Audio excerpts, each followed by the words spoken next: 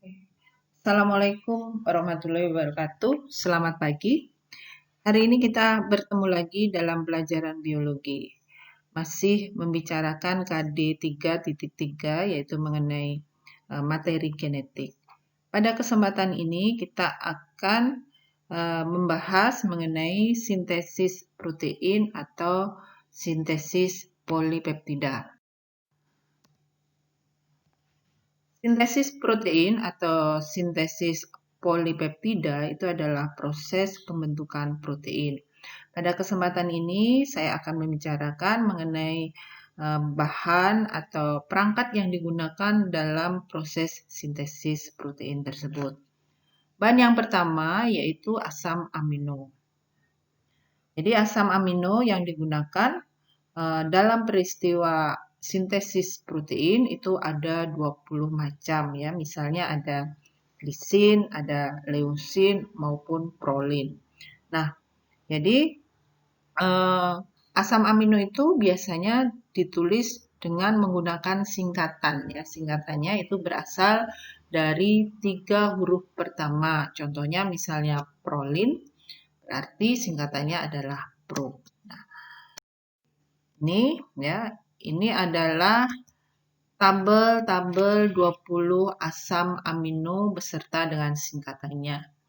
Jadi misalnya ada glisin, maka singkatannya adalah gli. Kemudian ada alanin, maka singkatannya adalah ala. Kemudian ada valin, maka val, dan seterusnya. Jadi ini Anda harus ketahui nama-nama asam amino walaupun tidak perlu dihafalkan.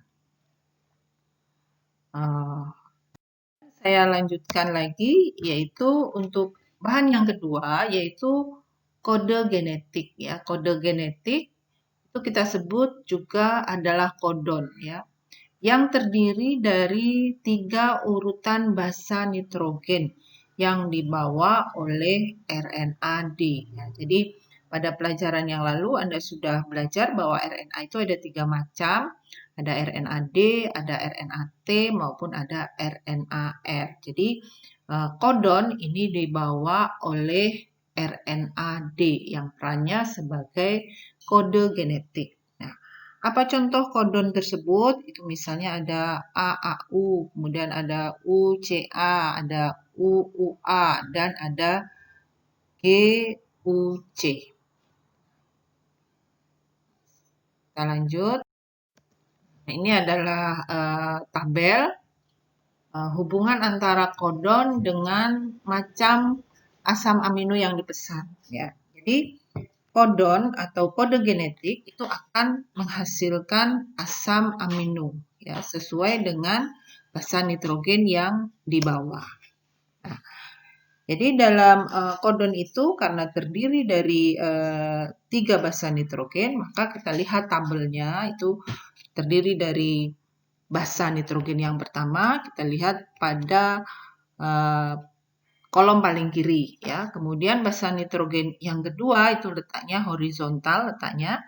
Kemudian untuk basa nitrogen yang ketiga itu terletak pada bagian paling kanan. Nah, jadi kalau kita ingin tahu apa asam amino yang dipesan oleh kodon tersebut, maka kita harus melihat secara keseluruhan. Sebagai contoh misalnya, ya, ada kodon berupa GCU, ya, GUC, ya, GUC. Maka kita lihat G itu pada basa nitrogen yang pertama, kemudian U terdapat pada basa nitrogen yang kedua, ya, kemudian pada basa nitrogen yang ketiga itu kita lihat T, ya, kemudian kita tarik garis lurus ya dari basa nitrogen 1, 2, dan 3, maka akan menghasilkan situ adalah val ya. Jadi val itu singkatan dari valin, artinya GUC itu akan membawa asam amino berupa valin. Ya, contoh yang pertama. Kemudian contoh yang kedua, misalnya ada UC UCA ya. UCA. Kita lihat U-nya pada basa nitrogen yang pertama. Kemudian C pada basa nitrogen yang kedua, kemudian A ya. Kita tarik garis lurus, maka hasilnya itu adalah asam aminonya berupa ser, yaitu artinya adalah serin ya. Tuh, itu contohnya. Nah, kemudian kalau kita lihat lagi dalam tabel itu ada stop ya, kemudian juga ada star ya. Star itu asam aminonya met ya. Artinya kalau nanti Anda menemukan kodonnya itu adalah setelah dicari tersebut adalah stop, maka proses sintesis protein itu akan berhenti. Contohnya misalnya Anda mendapatkan UAA ya, UAA. Nah, itu kalau kita lihat kan menghasilkan stop, maka peristiwa sintesis protein itu berhenti ya. Kemudian pada saat akan memulai, maka kita akan menggunakan kodenya adalah AUG ya. Kenapa? Karena dia akan menghasilkan basa nitrogennya itu adalah met, yang dimana met itu adalah star. Nah, jadi ini ya penggunaan dari kodon dengan asam amino. Nanti Anda bisa berlatih lagi. Kemudian kita lanjutkan lagi, yaitu mengenai antikodon ya.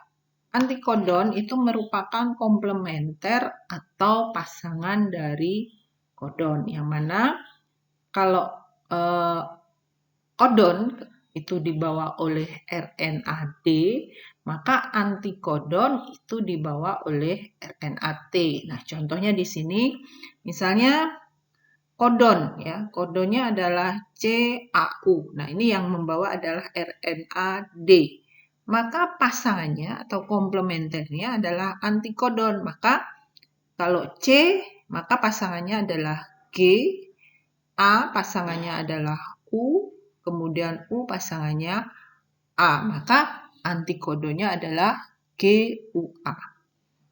Contoh lain misalnya ada ACU, itu kodonnya. Ya, maka A itu pasangannya adalah U, C itu adalah G, U adalah A. Maka antikodonnya adalah UGA dan seterusnya. Oke. Oke. Nah, sekarang kita lanjutkan ya mengenai kodon dan macam asam amino yang dipesan. Di awal sudah dikatakan bahwa untuk melakukan sintesis protein, maka urutan basa nitrogen yang pertama itu harus star atau UAG. Nah, UAG tadi adalah asam aminonya adalah metionin. Nah, jika akan diakhiri peristiwa sintesis protein tersebut, maka akan menemukan kodon-kodon itu ada UAA atau UAG ya.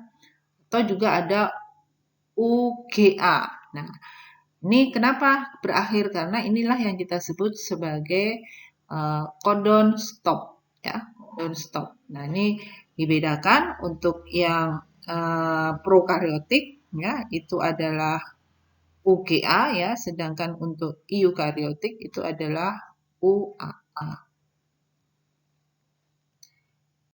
Lanjut lagi, yaitu ini ya, ini adalah cara-caranya. Jadi tidak semua urutan nukleotida pada RNAD berfungsi sebagai kodon. Nah, contohnya kodon stop itu tidak berfungsi. Kemudian kodon yang dibaca pada RNAD akan didatangi oleh RNAT. Itu adalah nanti merupakan mekanismenya.